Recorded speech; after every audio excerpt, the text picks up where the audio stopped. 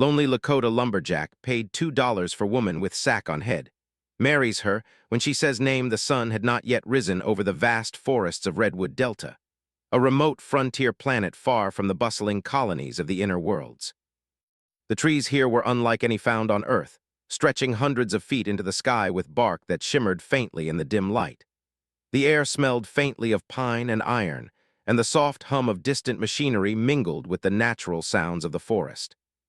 It was a quiet, lonely place, the kind of land that tested the patience and skill of anyone who lived there.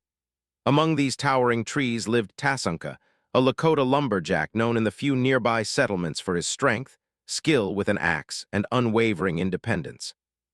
He had chosen this life deliberately, far from the crowded spaceports and noisy colonies. Each day began before dawn, chopping wood, repairing his small cabin, and tending to a modest hydroponic garden that provided him with basic food. The work was hard, but Tasunka found peace in the rhythm of his life, in the solitude that allowed him to think, to plan, to remember. Despite the peace, a deep loneliness had settled into his bones over the years. Friends and family had long left for other worlds, seeking wealth or adventure, leaving him behind in a place that felt timeless and unmoving. Every sound, every bird call, every rustle in the trees reminded him that life went on, but he had no one to share it with. One crisp morning, as a thin mist curled around the alien trunks, a caravan arrived at the edge of the forest. It was unusual for travelers to venture so deep into Redwood Delta without a reason. Tasunka watched from a distance as strange, hovering carts with engines that hissed and hissed moved along the clearing. Among the travelers, one figure drew his attention more than the others. She was a woman standing tall and still, but what made her unusual was the sack covering her head. No one knew her face, her age, or her origin. Her presence was silent yet commanding, as if she carried a secret that demanded attention. The townsfolk whispered about her, speculating in hushed voices. Some said she was a trader's property. Others said she had been rescued from the lawless outskirts. The truth was no one knew, and that uncertainty made her all the more intriguing. Tasunka felt a pull he could not explain. He had seen many travelers and strange people before, but something about this woman felt different. His curiosity grew into resolve. Without fully understanding why, he walked toward the caravan, exchanging a few words with the trader overseeing the group. "The price," the trader said, his voice rough and metallic. "2 credits." Tasunka hesitated only a moment. 2 credits were nothing to him in comparison to the mystery and potential companionship the woman might bring. He handed over the money, careful not to let his curiosity or hope show too plainly. The trader nodded and stepped back. Tasunka approached the woman cautiously, gently placing a hand on her shoulder. The woman did not resist. She remained perfectly still, her head bowed under the sack. Tasunka guided her to his small hovercraft, a crude but reliable machine he used to travel between forest clearings. As they rode back toward his cabin, the silence stretched, filled only by the low hum of the engines and the whisper of the wind through alien leaves. Tasunka stole glances at her from time to time. Even with the sack covering her head, there was something graceful in her posture. Her movements were calm and deliberate, as if she were aware of every detail around her. The lumberjack could not help but feel that she was more than just a traveler or a mysterious commodity. She was someone with depth, someone who had a story waiting to be told. When they reached his cabin, the sun was beginning to rise, casting a warm glow across the alien forest. Tasunka opened the door and guided her inside. The cabin was simple, made of local wood and reinforced with metal strips. There was a small stove in the corner, a workbench covered with tools, and the hydroponic garden along one wall. This was his sanctuary, and now it felt different with her presence. For hours, she remained silent, standing near the window and observing the forest. Tasunka tried to speak with her, asking simple questions, but she did not answer. Instead, she moved with care, as if studying every detail of her new surroundings. It was frustrating, yet strangely comforting. Her silence was not empty, it was full of mystery, and Tasunka found himself drawn to it. As night fell, the forest around them came alive with alien sounds. Small creatures with glowing eyes scuttled through the underbrush, and the distant hum of machinery from unseen settlements created a soft rhythm. Tasunka lit the stove, preparing a simple meal of synthesized grains and fresh vegetables from his garden. He offered it to her, but she only nodded slightly, accepting it without a word. Despite the lack of conversation, a sense of connection began to form. Tasunka realized that companionship was not always about words. Sometimes it was about shared space, mutual respect, and the quiet understanding that came from simply being together. Over the next few days, he observed her more closely. She was resourceful and careful, tending to the cabin and moving with a purpose that suggested prior knowledge of survival. When he worked in the garden, she would assist silently, her hands delicate but strong. She handled tools with ease, demonstrating skills that surprised him. The more he watched, the more he realized that she was not just a passive presence. She was capable, intelligent, and aware of the world around her. One evening, as the sun dipped below the horizon and the alien sky turned shades of violet and orange, Tasunka found himself talking to her as if she could respond. He spoke about his life, the forest, and the quiet solitude that had defined him for so long. The woman remained silent, but her eyes, glowing faintly in the dim light, seemed to listen intently. For the first time in years, Tasunka felt the warmth of companionship, even without a single word exchanged. The mystery of the sack remained. Tasunka wondered what secrets lay beneath it. Why did she hide her face? Was it fear, pride, or some custom of her people? He did not know, but he felt that the answer would come in time. He did not rush her, understanding that trust was built slowly, through shared experiences and quiet moments. On the third night, a storm rolled in, bringing fierce winds and heavy rain. The cabin creaked and groaned under the assault, and the alien trees swayed dangerously. Tasunka worked to secure the hydroponic garden and reinforce the windows, while the woman moved quietly, helping where she could. There was no need for words. The work was shared, and their coordination felt natural. After the storm passed, the forest settled into a calm stillness. Tasunka looked at the woman, her face still hidden, and felt a strange sense of hope. Perhaps she was here for a reason. Perhaps their paths had crossed in the vast universe for a purpose he could not yet understand. The forest was silent except for the dripping of rain and the soft rustle of leaves, but Tasunka's heart felt full for the first time in years. He realized that loneliness was not only about being alone. It was about waiting for someone who could truly understand you. And somehow, he felt that this mysterious woman with the sack over her head was the answer he had been waiting for. As the night deepened, Tasunka lit a small lamp and sat near the stove, watching the woman as she tended to a small fire in the corner. He felt a connection forming, fragile but undeniable. The first part of their story had begun, not with words but with presence, with shared space, and with the silent acknowledgement that life on the frontier could be harsh and lonely, yet full of unexpected surprises. Tasunka did not yet know her name, nor her story, but he knew that he wanted to be part of it. And in the quiet glow of the alien forest, amidst the hum of distant machinery and the whisper of the trees, a lonely Lakota lumberjack began to hope that he was no longer alone. The first chapter of their shared life had begun, not with grand gestures, but with quiet trust, curiosity, and the unspoken promise of a bond that might one day change both of their lives forever. The morning light spilled softly through the cabin window, touching the smooth alien. Bark of the redwood delta trees. The storm from the night before had left the forest fresh and sparkling, with drops of water clinging to branches like tiny gems. Tasunka rose early, as he always did, and moved quietly around his cabin.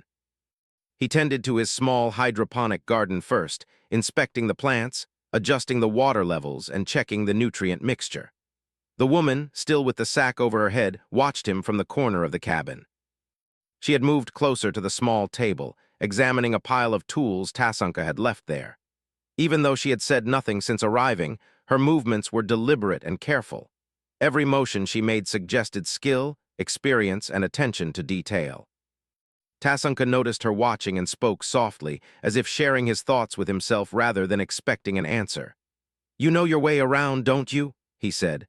The woman did not respond. Instead, she picked up a small spanner, turning it in her hand with a precision that impressed him. Over the next several days, he began observing her more closely. She did not need instructions, yet she seemed to know exactly how to handle the cabin's small machines.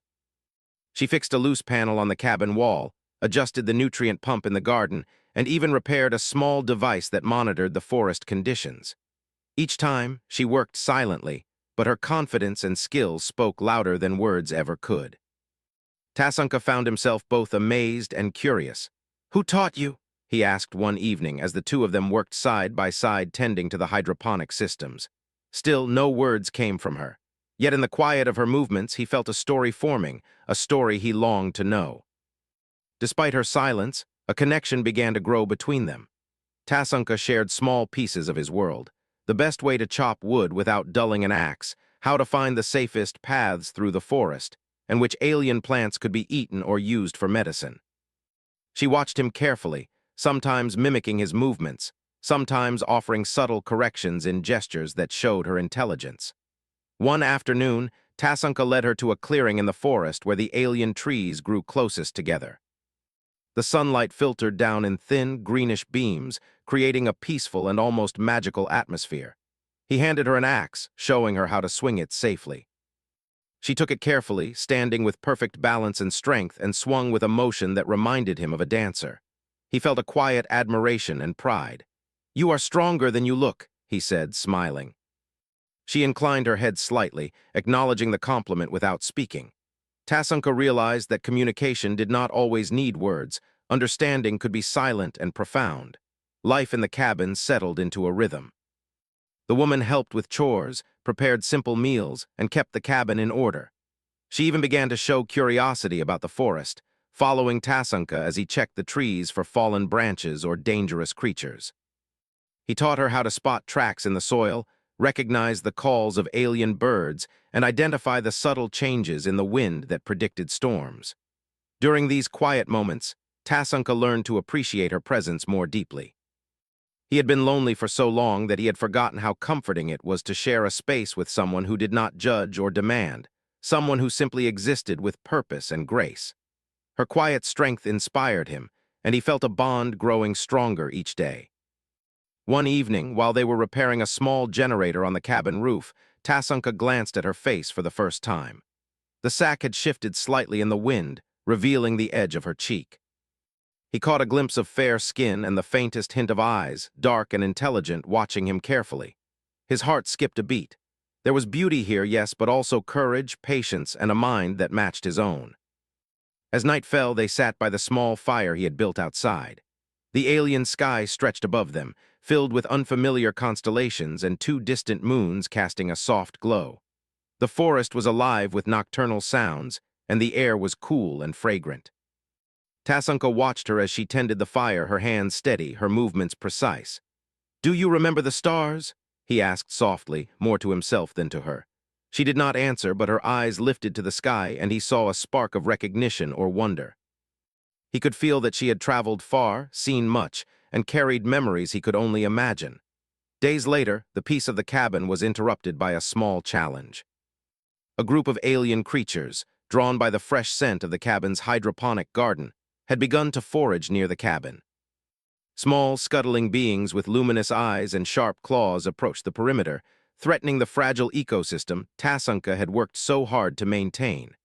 Tasanka grabbed his axe, prepared to defend his home. But the woman stepped forward first, calmly analyzing the creature's movements. Without hesitation, she began to create small barriers from logs and debris, directing the creatures away from the garden. She moved with precision, predicting their paths and keeping them at a safe distance. Tasanka joined her, impressed by her instinct and courage. Together, they managed to protect the garden without harming a single creature. Afterward, he realized that her intelligence and quick thinking were as valuable as any weapon. He began to feel a growing admiration, not just for her strength, but for her mind, her calmness, and her ability to solve problems under pressure. Their bond continued to grow, silently but powerfully. Tasanka began to share more about his past, telling stories of the forest, of his family who had long left, and of the loneliness he had carried for years. She listened, her eyes steady and attentive, as if understanding every word without the need to speak. He began to feel that she was no longer just a mysterious presence. She was becoming part of his life, part of the rhythm of the forest, part of the quiet heartbeat of his home. One night, while a gentle rain fell over the alien trees, Tasanka awoke to find her standing near the window, watching the forest. He approached quietly. "You are learning fast," he said softly. She looked at him, her dark eyes meeting his, and for the first time he felt a sense of recognition, as if she was acknowledging their shared understanding. The storm outside intensified, lightning illuminating the forest in brief, brilliant flashes. They worked together to secure the cabin, moving with coordinated efficiency. Tasunka realized then that he trusted her completely, and that trust had become the foundation of something new and unspoken between them. By the end of the week, Tasunka knew that their lives had changed.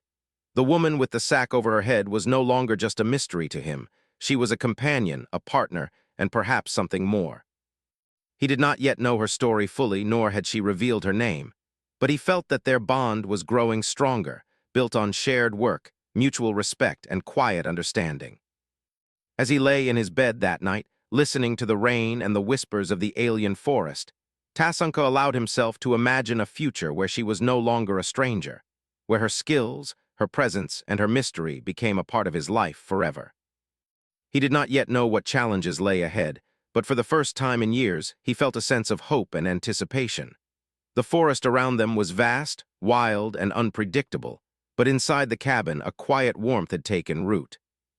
The lumberjack and the mysterious woman had begun to form a connection that was silent yet powerful, simple yet profound. Each day, each shared task, each glance and gesture drew them closer together, building a foundation that might one day become something unbreakable. Tasunka did not yet know her name, but he knew that he wanted to know everything about her. Her presence had transformed his lonely life into something richer, more vibrant, and full of possibility. The first part of their journey had been a story of mystery and silence, but now, in the second part of their life together, a bond was forming, strong, quiet, and unspoken, ready to face whatever the frontier had in store. And as the rain fell softly on the alien leaves, Tasunka smiled to himself, feeling that for the first time he was not truly alone. The woman with the sack over her head had entered his life and had begun to stay, not just in his cabin, but in his heart. The forest of Redwood Delta was calm that morning, yet Tasunka sensed a shift in the air. The usual hum of distant machinery seemed sharper, the rustling of leaves more urgent. Something was coming, though he could not yet see it. He went about his morning tasks with careful attention, chopping fallen branches, repairing the cabin, and checking the small hydroponic garden that had become their shared life. The woman, whose quiet presence had grown comforting over the past weeks, moved beside him with practiced ease. She no longer wore the sack over her head constantly, though it still shaded her face when the sun was strongest. Tasunka noticed the subtle ways she had adapted to life in the forest, how she balanced, how she anticipated his movements, how she handled even the smallest tools with skill and care. She had become indispensable. Suddenly, a distant hum, louder and more mechanical than usual, cut through the morning air. Tasunka froze, his axe halfway to the ground. The sound was not natural. It was the sound of hovercraft engines, the kind used by traders and mercenaries from the outer colonies. "They're coming," he said, his voice low. The woman glanced at him, eyes sharp and alert. She did not need to ask who, she already understood. Tasunka ran to the edge of the clearing, scanning the forest. In the distance, he could see the outline of multiple hovercraft descending through the mist. Mercenaries in dark uniforms moved with purpose, armed with weapons that glinted in the faint sunlight. And at their center, standing with an air of authority, was the trader who had sold her. The memory of their first meeting, 2 credits exchanged, the silent woman with the sack on her head, flooded Tasunka's mind. He realized that her presence in his cabin had been noticed, and the trader had come to reclaim what he considered his property. The woman stepped beside him, her stance steady. She had no fear in her posture, only focus. Tasunka felt a surge of respect and admiration. She had survived unknown worlds, faced dangers he could only imagine, and now she was ready to face this one with him. The mercenaries approached, their weapons raised. Tasunka grabbed his axe, his muscles coiling with tension. The woman stepped forward, producing a small device from her pack, a gadget that hummed softly, its purpose unknown to him but clearly powerful. She activated it, and a faint protective barrier shimmered around the cabin. The mercenaries paused, confused by the sudden energy field. Tasunka saw an opportunity and yelled, "Stay behind me, don't come closer." He swung his axe at the nearest machine, toppling it with a precise strike. The forest echoed with the sounds of combat. Metal against metal, the hum of energy weapons, and the roar of Tasunka's voice as he fought to protect their home. The woman moved with precision, guiding him through the chaos. She deactivated traps the mercenaries had set, redirected incoming attacks, and even used her device to disable some of their advanced weapons. Tasunka had never fought alongside someone so instinctively attuned to his movements. Each of them compensated for the other, forming a partnership that was both silent and unbreakable. Amid the fight, the traitor stepped forward, his weapon aimed at the woman. "She belongs to me," he shouted, his voice cutting through the forest like a blade. Tasunka stepped between them, holding his axe ready. "She belongs to no one but herself," he said firmly, meeting the traitor's gaze. The traitor laughed, a harsh, metallic sound. "You are a fool, lumberjack. You have no idea what you are facing." He advanced, but the woman activated another device. A bright pulse emitted from it, temporarily blinding the mercenaries and forcing them to retreat. Tasunka seized the moment, driving the traitor back with a swing of his axe. In the aftermath, the forest was filled with smoke and the scent of scorched earth. The mercenaries had withdrawn for now, but the threat remained. Tasunka and the woman stood together, breathing heavily, surveying the damage to the clearing. The cabin had survived, but it was clear that this encounter was only the beginning. Tasunka looked at her, eyes filled with a mix of concern and admiration. "You are more than I ever imagined," he said. She nodded slightly, her eyes meeting his for the first time without hesitation. There was trust there, and perhaps something deeper, a bond forged in the heat of survival. The days that followed were tense. Tasunka reinforced the cabin, building barriers and preparing traps. The woman taught him how to use her devices more effectively, showing him how to manipulate energy fields and detect approaching threats. Together, they worked in harmony, blending frontier skills with technological ingenuity. Despite the danger, they found moments of quiet. They tended the hydroponic garden, repaired tools, and explored the surrounding forest. Each shared task strengthened their connection, and Tasunka began to understand the depth of her abilities. She was not just resourceful. She was brilliant, capable of outthinking enemies and protecting their home with intelligence as sharp as her hands. One evening, as the twin moons of Redwood Delta rose high in the sky, Tasunka and the woman sat near the fire outside the cabin. The forest was calm, almost serene, and for a moment the chaos of the past days seemed distant. Tasunka glanced at her, noting the way her eyes reflected the firelight, steady and clear. "You saved me," he said quietly. "I would not have lasted without you." She looked at him, her expression unreadable but sincere. He felt that she understood, that she recognized the truth of his words even without replying. Their bond deepened, built on shared experience and mutual respect. Tasunka realized that he no longer feared the unknown because he was no longer alone.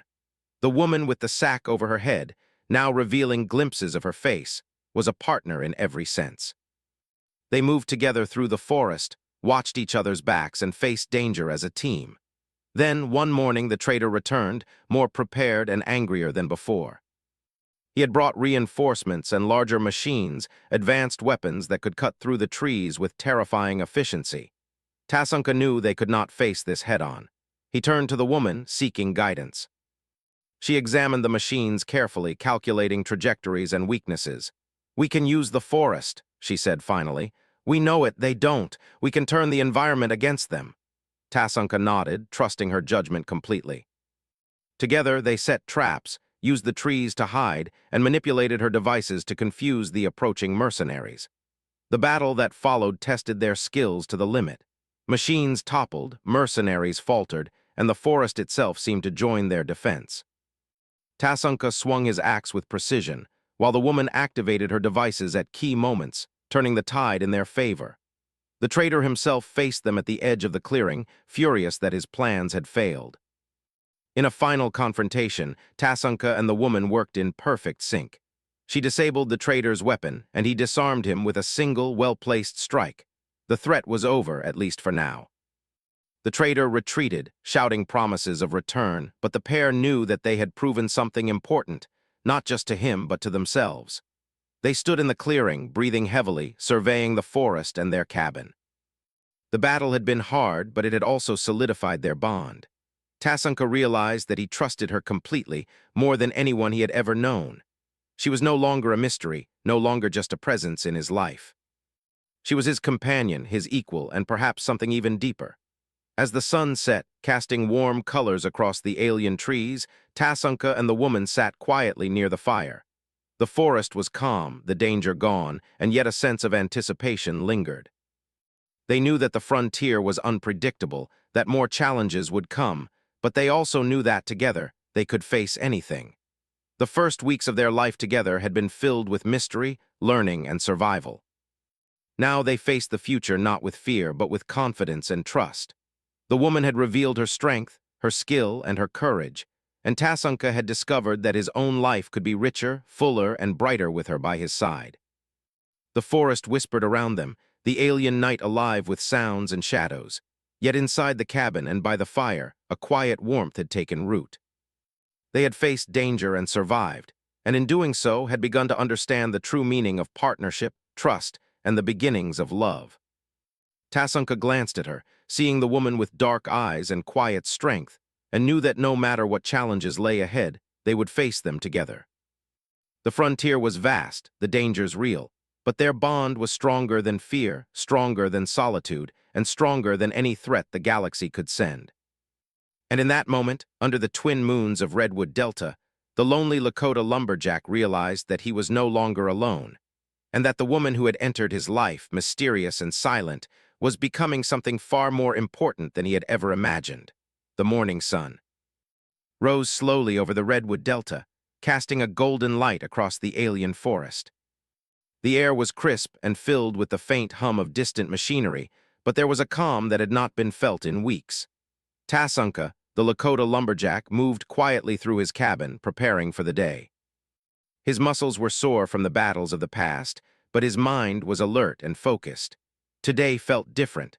Something told him that the challenges of the last weeks had led to a turning point, a moment where their lives could finally move forward. The woman, who had once arrived with a sack over her head and a quiet mystery surrounding her, now moved with confidence around the cabin. She had revealed much of her skill and intelligence in the days of danger, helping Tasunka protect their home from the trader and his mercenaries. Yet she remained enigmatic in ways he could not fully understand, a part of her story still hidden, waiting for the right moment to emerge. They had prepared for another possible attack. The trader had promised to return, and although weeks had passed without a sign, they knew better than to let their guard down. Traps had been set, devices were ready, and the forest around the cabin had been studied for weak points, escape routes, and natural defenses. The work had brought them closer than ever, building trust and understanding between them.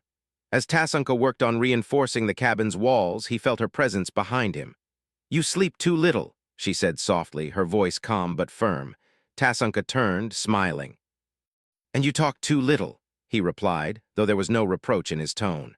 Her eyes glimmered in response, and for a moment the quiet understanding between them spoke louder than any words could. Suddenly, a distant hum, more mechanical and louder than before, cut through the morning air. Both of them froze. The trader was back, and this time he had brought more, larger machines, more mercenaries, and weapons designed to cut through even the tallest trees. The threat was greater than anything they had faced before, but neither Tasunka nor the woman hesitated. They had prepared, and they had each other.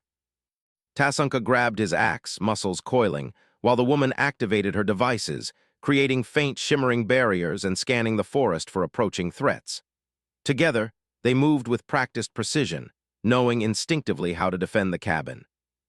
The forest around them became a battlefield, but one where knowledge, skill, and courage were their greatest weapons. The mercenaries arrived, their machines cutting through the mist. They fired, but the woman's devices disrupted the weapons' systems, forcing several of them to retreat.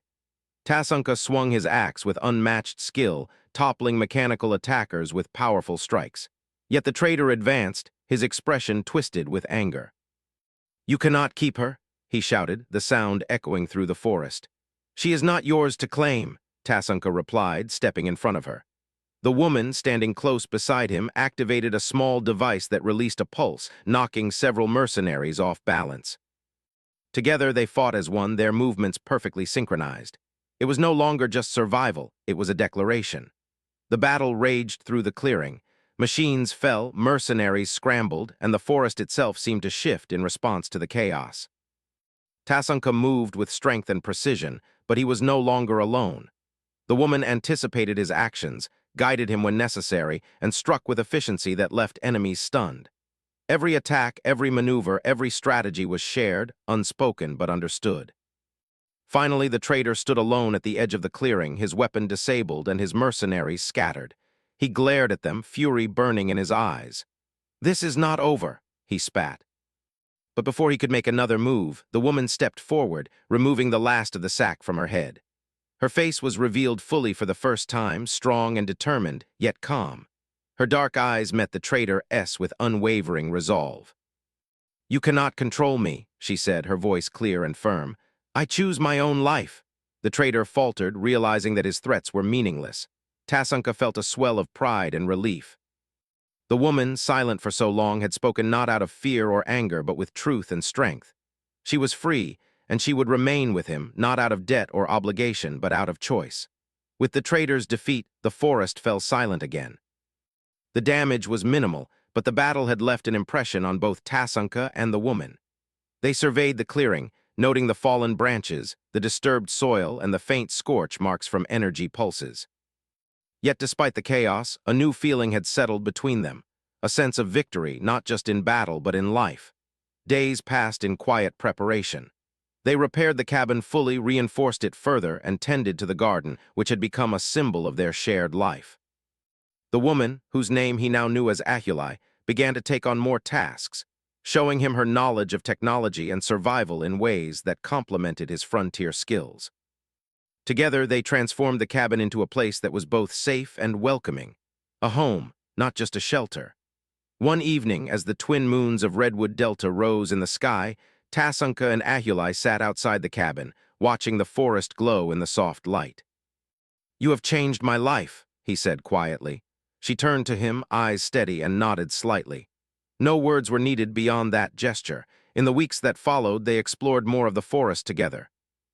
They learned its secrets, the best paths to travel, the plants that could heal, and the creatures that could befriend or threaten them.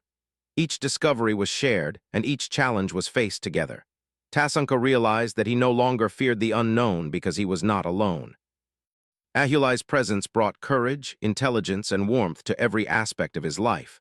Then came the day they decided to formalize their bond. It was simple and quiet, as befitted their lives on the frontier. The cabin was decorated with flowers from the forest and simple lights powered by her devices. They exchanged words of commitment, promises made not in grand speeches, but in the understanding of shared experience, trust, and mutual respect.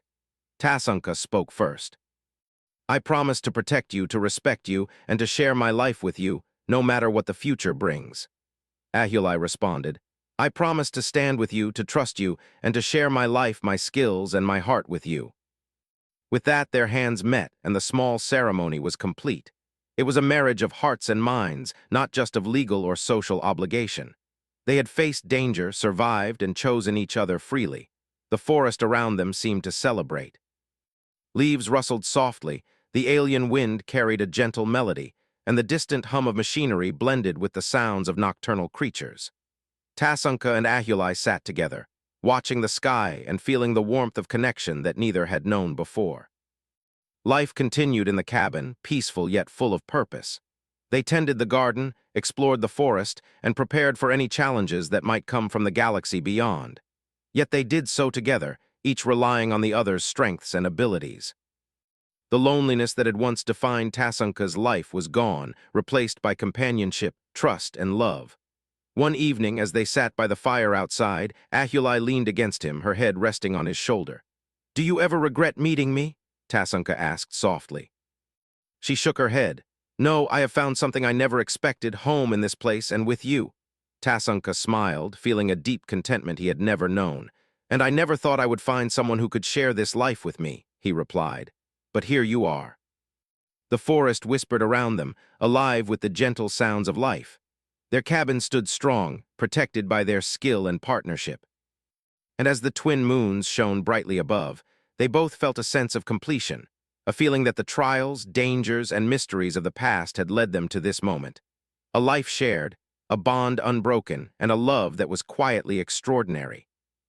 The galaxy was vast, unpredictable, and sometimes dangerous, but Tasunka and Ahuli knew that they could face anything as long as they were together. Their love had been tested, their trust had been proven, and their future, though uncertain, was full of hope. And so, in the quiet of the Redwood Delta, amidst the alien trees and the distant hum of machinery, a lonely Lakota lumberjack and the mysterious woman with a brave heart began their new life. They faced the frontier not as individuals, but as partners, bound by trust, courage, and the quiet certainty that they had found in each other something worth protecting, worth cherishing, and worth living for. For the first time in years, Tasunka felt complete. And in that completion, he understood that some journeys, no matter how lonely or difficult, led to the most extraordinary of discoveries. The discovery of love, trust, and a home built not just from wood and stone, but from hearts that chose each other freely.